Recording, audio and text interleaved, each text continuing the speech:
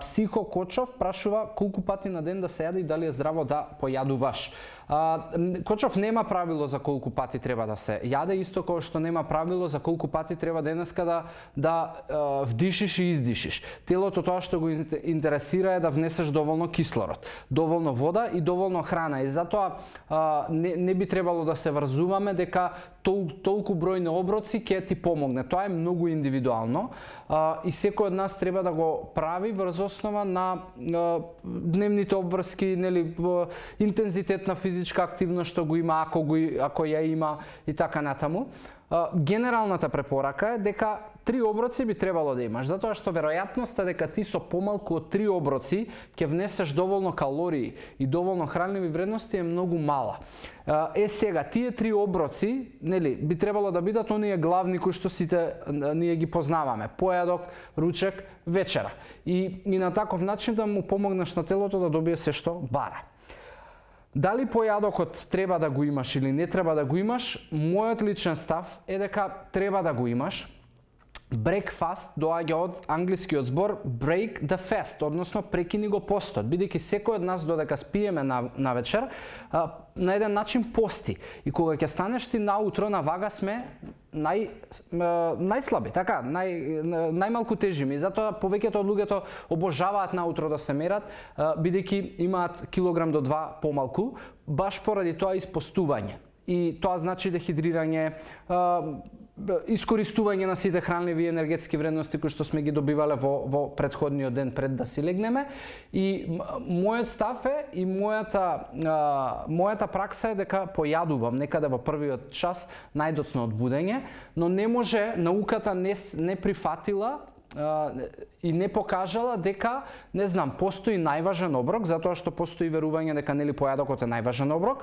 Не постои најважен оброк, најважно е да добие телото се.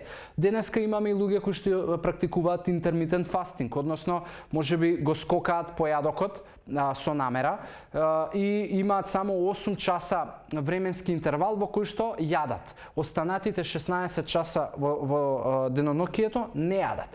И тука има некакви здравствени бенефити, што иако како животен стил не знам дали е најпаметно да го прифатиш и да го тераш доживотно, но можеби од време на време како експеримент да си го воведуваш во твојот стил на живење.